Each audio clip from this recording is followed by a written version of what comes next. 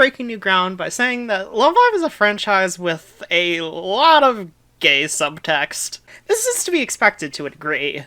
At their core, each of the animes are a cute girls doing cute things show. And I feel like blatantly gay interactions that are never fully committed to is just something that kind of comes with that genre. However, there's a lot that really makes you question whether or not the subtext is actually just text. Getting this out of the way first, I'm only going to be talking about the Niji anime here, not All Stars. You and the player character there are technically different entities. You sort of only exists in the anime continuity, and especially thanks to the Bond stories that All Stars have, adding that in would just be opening a whole new can of worms. I will note though, Yu's origins are noteworthy. Yu is essentially a personified version of the nondescript player self-insert character in All Stars. And player insert characters in these types of games have a certain appeal to them. So in a sense, you having a love interest would just be being accurate to her character type. So case closed, it's canon, bye. Okay, I'm joking, obviously. Talking about the intentionality of relationships in Love Live is complicated. Love Live's creator and the writer of the mangas for both School Idol Project and Sunshine, Sakurako Kimino, is most known outside of Love Live as the creator of a series called Strawberry Panic. A very, very, very gay series. Seriously, this thing goes from 0 to 100 really quick. However, there's very little public info about her beyond just what she's published. There aren't even any pictures or an age online.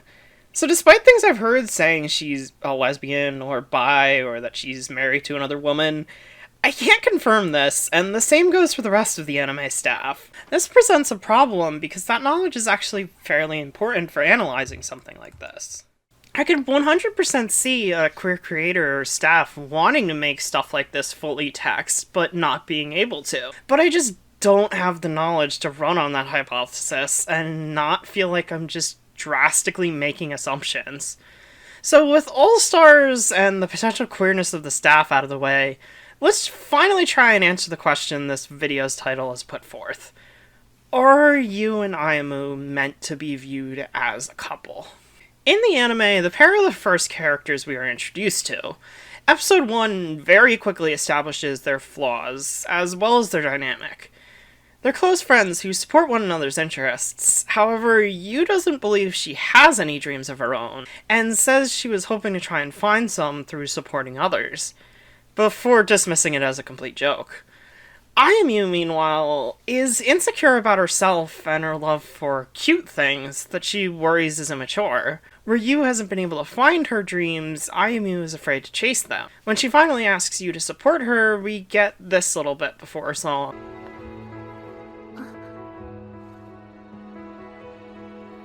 I need to be honest with myself.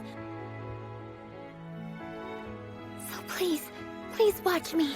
And then this after, which... Here, please take this.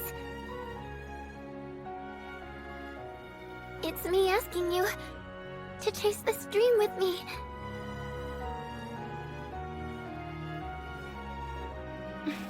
Yeah, just gals being pals, you know.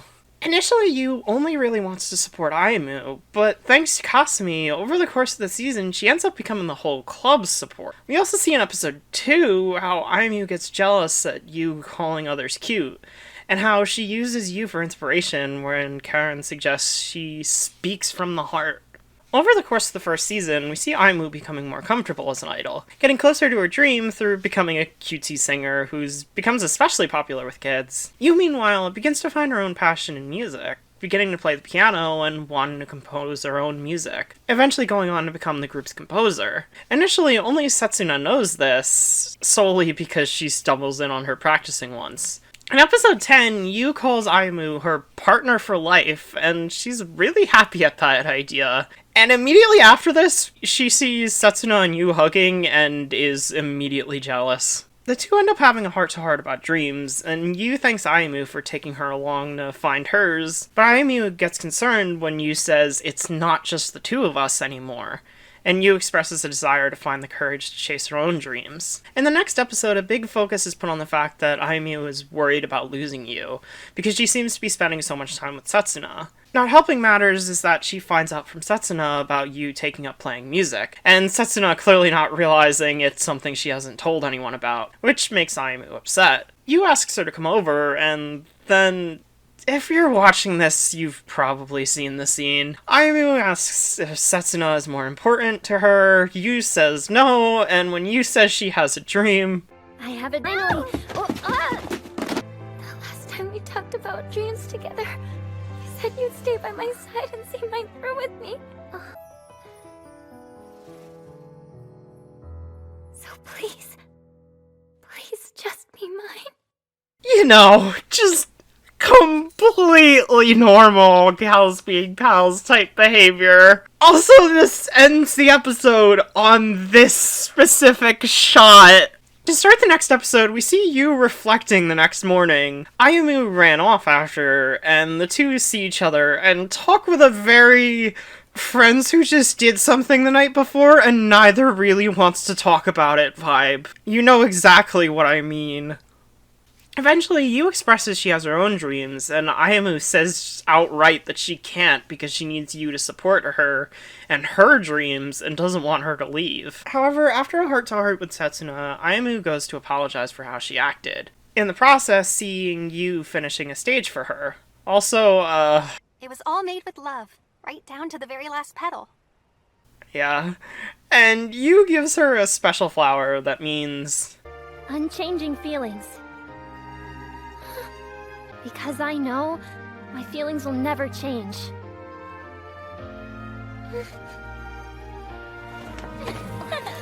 The fangirls react when Yu hugs her, and after Ayumu apologizes, we get this cute little moment.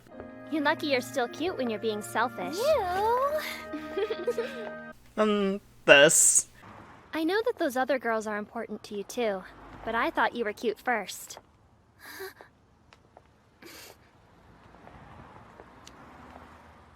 Thanks for that. And then Ayumu expresses support for Yu's dream of becoming a musician and switching to the music program. Then Ayumu's performance from the beginning of the season is bookended, with her having grown as an individual. Afterwards, they both say they have each other's back. Okay, I'm not gonna beat around the bush here. This is a couple's story.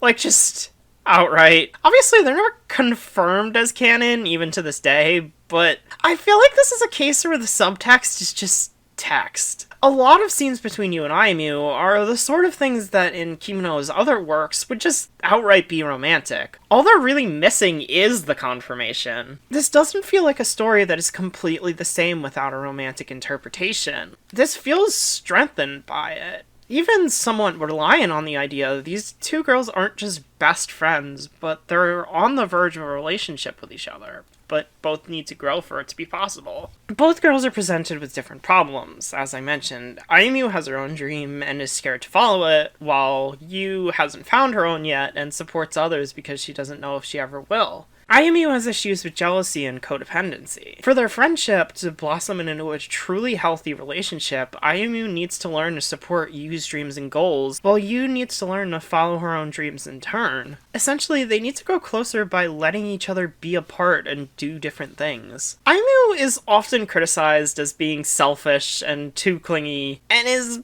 basically often portrayed as yandere in fan work. This can be funny, sure, but I feel like it's missing the point entirely. Ayumu's jealousy and not allowing Yu to have her own goals are clearly flaws. They're presented as such, and we see her grow past them. Their relationship is strengthened in Season 2, when you could argue that they became a couple. We see right off the bat, Ayumu has started supporting Yu, keeping an eye on her and making sure she doesn't overwork herself, which is really cute. It made me smile the first time, and still does. We also get episode 5, where Ayumu thinks Shizuku and Yu are on a date, and drags Setsuna to spy on them, which is, Setsuna even outright admits she thought the two of them were spying to see if they were on a date. But once Yu explains everything, Ayumu is fine. She takes her explanation. We get to see how their relationship has become a lot more healthy. Less kind of toxically one-sided like in season 1. There's a lot more trust between the two. Eventually, Ayumu is offered to spend a semester in London, helping a school's forming idol club that Niji's inspired. Her especially. She ends up taking this. She realizes Yu will always support her, even if they're not right near each other constantly. They both will spend the coming semester chasing different goals in different places, but their bond will remain as strong as ever, and both know they always have each other's support. They grow to have a truly great and healthy relationship, and it's just sweet. It's really nice to see, and the story I think is strengthened a lot if you consider Yu and Ayumu as not just best friends, but as a couple who have truly grown together through their relationship. Episode 5 really highlights how they've grown perfectly, with Yu and Ayumu's talk on the Ferris wheel, which really feels like a romantic scene, I might add. Yu compliments Ayumu's performance, and Ayumu reflects on how much she enjoys being a part of a unit and inspiring others like her fans. And Yu is happy for her, wanting her to inspire others like she inspires her. And Ayumu takes the opportunity to let Yu know she's always there for her as well. She's fully come around to supporting her. She's realized Yu and her don't only need to focus on one another, that they can spend time with others and have different goals and dreams, and rather than hurting their relationship, it's only made it stronger. This is truly brought to a head in episode 12, where Ayumu is invited to the school in London. She's worried about it, and hesitant, but after a push from Kanata, and a reminder of what she's already learned, Ayumu tells Yu. Yu is surprised, but Ayumu immediately encourages her to keep going, and says she'll always have her support, and she'll need hers. This prompts Yu to proclaim that she's going to enter a huge composition contest that she's been hesitant on joining. It's just adorable. Their friendship has become extraordinarily healthy now. Their relationship is. Through the show, we see both girls grow stronger. From a borderline toxic possessiveness Ayumu has, believing Yu is hers and no one else's, to an incredibly supportive and strong bond where they have each other's backs forever and always, and that doesn't change even when they're apart or with other people. If anything, it gets stronger through that. Obviously, I can never say for certain the intention was that these two have romantic feelings for each other, but then nothing is created in a vacuum either. Love Live's creator has a history in Yuri. The show is clearly aware of its shipping culture and has fueled it on multiple occasions. And the archetype Yu originates from, let's just say that in any other franchise she would probably be the male audience insert character who you're supposed to ship everyone with. You don't make scenes like this by accident. I guess there is always that platonic friendship habit of pinning your definitely not crush to a bed and demanding they be yours and only yours forever and always. I mean, I'm sure everyone's experienced that at least once. You know, normal heterosexual platonic experience. Jokes aside, I'm not saying you have to see these two as a pair. You should ship Ayumu and, I don't know. New Yorker, Mia Taylor! And like, whatever it is, it's valid. But I do think the pair's arc is one of Love Live's greatest. And I think interpreting them as having romantic feelings for each other really does add a lot. It creates a really beautiful love story where, for their relationship to truly begin, they both need to do some growing and overcome their flaws. Once their relationship starts, let's say it does in episode 12, we get to see them then grow as a couple, ultimately inspiring one another to pursue their separate dreams, and growing closer even when those dreams take them away from the close proximity of one another for a while. To answer my original question, yes, I believe wholeheartedly that at least someone on production intended Yu and Ayumu to be read as a couple. And honestly, I think through that, even without a confirmation, they tell an incredibly great story. If you want to view all this as platonic, I respect that. It is left open to interpretation, whether I wish it was or not. But I think viewing this as not just a friendship story, but a love story, really adds a lot. Yu and Ayumu's relationship, romantic or otherwise, is Neiji's main through line, and one of the best character arcs Love Live has ever had.